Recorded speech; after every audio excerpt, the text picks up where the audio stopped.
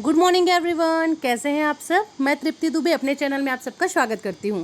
तो मुझे उम्मीद है कि आप सब अपने एग्जाम की तैयारी में जोरों शोरों से लग गए होंगे, फिर चाहे आप कोई भी एग्जाम की तैयारी कर रहे हो। चलिए तो स्टार्ट करते हैं हमारा आज का क्लास। आज के इस वीडियो में बच्चे अपन चर्चा करने वाले हैं शिक्षक भर्ती के बारे में। शिक्षक भर्ती का एग्जाम होने ही वाला है, आप सब बहुत अच्छे से जान रहे हैं। एक और बात, चाहे फिर आप कोई भी स्टेट से बिलोंग कर रहे हो, अगर आप शिक्षक भर्ती का एग्जाम दे रहे हैं, चाहे आप MP टेट दे रहे हो, रीट दे रहे हो, या फिर टेट दे रहे हो, या C टेट दे रहे हो, सबके लिए यह जो वीडियो है वो बहुत ज़्यादा यूजफुल होने वाला है। वीडियो को लास्ट तक देखना है। अब आते हैं पॉइंट की तरफ कि आखिर इस वीडियो में हम चर्चा किसके बारे में करने वाले हैं। इस वीडियो में हम देखेंगे बच्चे सर्व शिक्षा अभियान के बारे में, और साथ में मिड डे मील योजना के बारे में हम चर्चा करेंगे। आखिर ये सर्व शिक्षा अभियान क्या है, ये मिड डे मील योजना क्या है, इसके अलावा इसकी शुरुआत कब हुई थी, कहाँ हुई थी, जब ये शुरू हुआ उस टाइम पर हमारे यहाँ प्रधानमंत्री कौन थे, इन सभी बातों पर हमारी चर्चा होने वाली है। तो बिना टाइम वेस्ट किए हमारा आज का क्लास स्टार्ट करते हैं। बिल्कुल कॉन्सेंट्रेशन बना करके आपको रखना है, ऐसे पढ़ना है कि चीज़ें पढ़ते साथ एक बार में आपके माइंड में जाकर के छप जाए, क्योंकि आप जानते हैं हमारे पास समय बहुत कम है।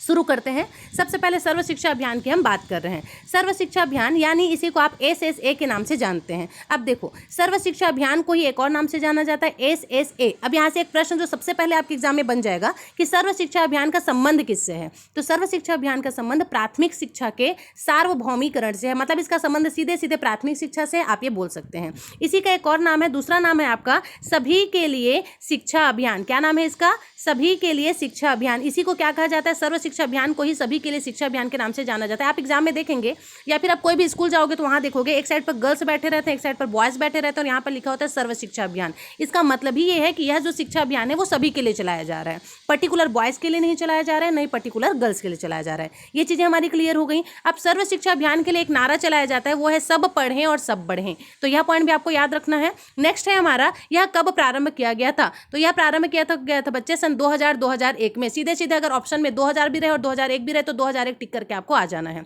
इस टाइम पर अटल बिहारी वाजपेयी महोदय थे। एक और पॉइंट आप याद रखेंगे कि सर्व शिक्षा अभियान लाने के लिए 86वां संविधान संशोधन किया गया था। चीजें यहां तक क्या हमारी क्लियर हो गई हैं।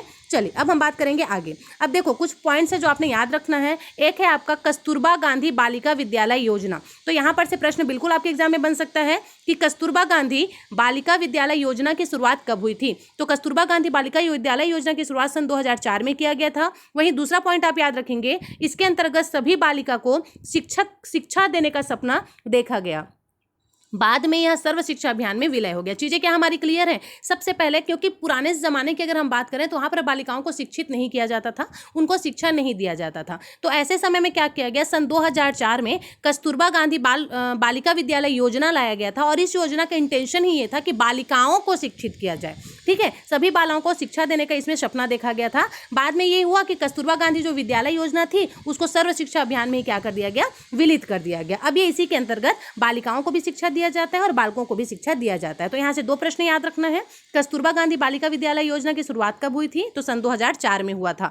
ये चीजें क्लियर है। किसके लिए किया गया था? तो यह स्पेशली बालिकाओं को शिक्षा देने के लिए लाया गया था। अब देखो सर्व शिक्षा अभियान के अगर हम लक्ष्य की बात कर लें तो इसका लक्ष्य क्या रखा गया है। तो इसका जो लक्ष्य है वो 2003 तक सभी बच्चों को विद्यालय में लाना। एक तो इसका लक्ष्य ये रखा गया था कि जितने भी बच्चे हैं, फिर चाहे वो छात्र हो या छात्रा हो, सबको क्या करना है, विद्यालय लाना है। 2007 तक 5 वर्ष की आयु के सभी बच्चों को प्राथमिक शिक्षा पूरी करवाना है। दो इंटेंशन याद रखेंगे, ठीक है। इसके नीचे एक और इंटेंशन है, वो भी आपने ध्यान रखना है। तो इस जो सर्व शिक्षा अभियान है इसका लक्ष्य क्या रखा गया था? तो सन 2003 तक सभी बच्चों को विद्यालय पहुंचाना है, फिर चाहे आप कैसे भी करके पहुंचाओ। 2007 तक 5 वर्ष की आयु तक सभी बच्चों को प्राथमिक शिक्षा पूरी करवाना है। एक इंटेंशन इसका ये रखा गया था। नेक्स्ट देखो, 2007 से 2010 तक प्राथमिक शिक्षा के स्तर तक आने वाले सभी लिंग संबंधी सामाजिक श्रेणी अंतराल को खत्म करना। ये चीज सबसे ज्यादा इंपॉर्टेंट हो जाता है हमारे लिए, जो तो तीसरा पॉइंट है। 2007 से 2010 तक पूरी तरीके से ये लोग योजना बना करके इस लक्ष्य को प्राप्त करने के लिए पीछे पड़े हुए थे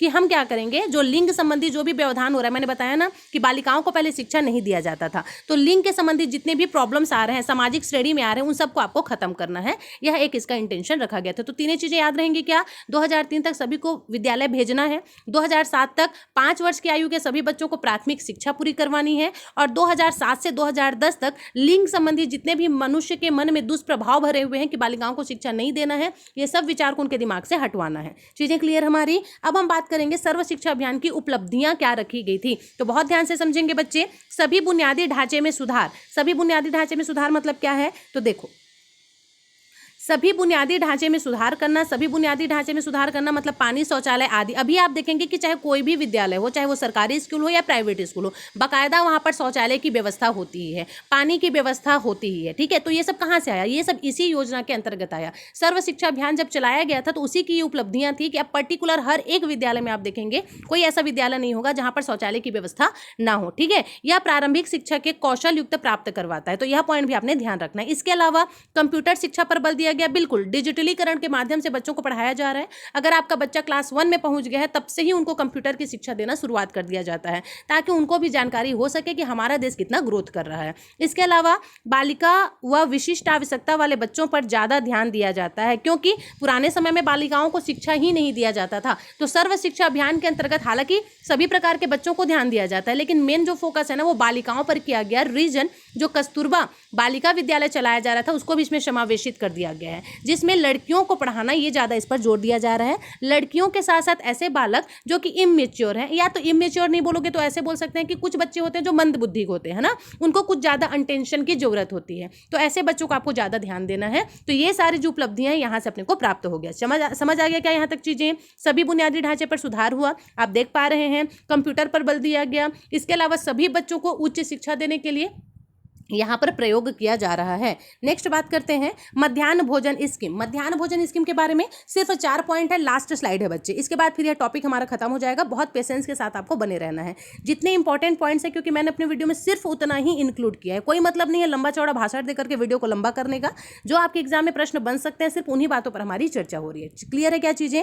अब देखते हैं मध्याह्न भोजन स्कीम। मध्याह्न भोजन स्कीम क्या है और इसके अंतर्गत आपको क्या क्या चीजें पढ़नी है, तो बहुत आराम से समझेंगे। सबसे पहले तो जो मध्याह्न भोजन स्कीम है इसकी शुरुआत आपके तमिलनाडु से किया गया था। चीजें क्लियर हैं? कहां से शुरू किया गया? तमिलनाडु से शुरू किया गया। इसका उद्देश्य क्या था? तो सर्व शिक्षा अभियान को सफल बनाना। इसका उद्देश्य क्या रखा गया? सर्व शिक्षा अभियान को सफल बनाना। यह प्रारंभ कब से हुआ है? तो यह जो है 15 अगस्त सन 1995 से प्रारंभ हुआ है। चीजें क्या हमारी क्लियर हो चुकी हैं यहाँ तक? मध्याह्न भोजन स्कीम की हम बात कर रहे हैं। मध्याह्न भोजन जो स्कीम है इसकी शुरुआत हुई कहां से? तो ये तमिलनाडु से शुरू हुआ था बच्चे। उद्देश्य क्या रखा गया था? तो सर्व शिक्षा अभियान को सफल बनाना। कम से कम जो बालक जो पेरेंट्स बोलना चाहिए अशिक्षित है, वो कम से कम गरीब भी है ना, वो ये सोच करके बच्चों को विद्यालय भेजे कि वहां पर आपके बच्चे को खाने के लिए मिलेगा। यह भी इसका एक इंटेंशन रखा गया था, इसलिए मध्याह्न भोजन की स्कीम को निकाला गया। ठीक है, इसके अलावा ये कब प्रारंभ हुआ था? तो जो मध्याह्न भोजन है वो आपके 15 अगस्त 1995 से प्रारंभ हुआ है। यह पॉइंट भी आपको याद रखना है। अब देखो, जिस टाइम पर ये मध्याह्न भोजन का स्कीम चालू किया गया था बच्चे, उस टाइम पर क्या होता था ना,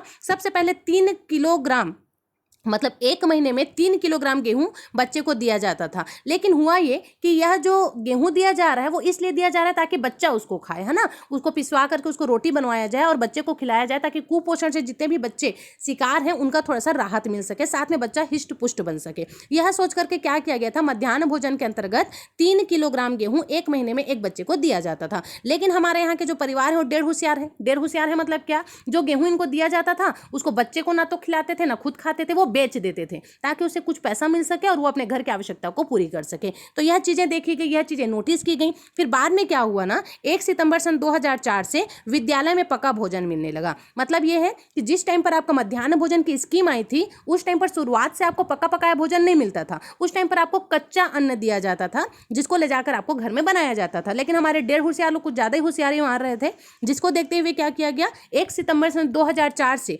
यह नियम लाया गया कि अब विद्यालय में ही आपको भोजन बना करके दिया जाएगा। तो यहां तक क्या चीजें आपकी क्लियर है? अगर यहां तक चीजें क्लियर है मतलब आप ये मान करके चलो कि इस टॉपिक से अगर कोई भी क्वेश्चन आएगा तो वो आपसे ना बन सके, ऐसा हो ही नहीं सकता है। हमारी चीजें क्लियर है? कहां से शुरू हुआ? तमिलनाडु से शुरू हुआ। कब से हुआ? 15 अगस्त 1995 से हुआ। लेकिन इस टाइम पर कच्चा अन्न दिया जाता था। पक्का अन्न देना कब से चालू हुआ है? तो 1 सितंबर 2004 से यह चालू हो गया है। तो इस प्रकार से हमारा आज का वीडियो खत्म होता है बच्चे। आई होप आपको वीडियो बहुत आराम से समझ आया होगा और बहुत अच्छे से समझ आया होगा। अगर समझ आ गया तो लाइक, सब्सक्राइब और कमेंट करके जरूर से बताएं कि आपको वीडियो कैसा लगा है। और दूसरी बात, यह जो वीडियो बनाया जा रहा है वो राष्ट्रहित को ध्यान में रखते हुए बनाया जा रहा है। बिल्कुल निःशुल्क आपको चीजें प्रोवाइड की जा रही हैं ताकि ज्यादा से ज्यादा और गरीब से गरीब बच्चे इस वीडियो को देखें और जहां तक वो पहुंचना चाह रहे हैं वहां तक पहुंचने में उनकी थोड़ी सी हेल्प हो सके। तो बिल्कुल चैनल को सब्सक्राइब करें, लाइक करें, कमेंट करके बताएं कि आपको वीडियो कैसा लगा। मिलती हूं नेक्स्ट वीडियो में, तब तक के लिए thank you so much for watching this video. Thank you.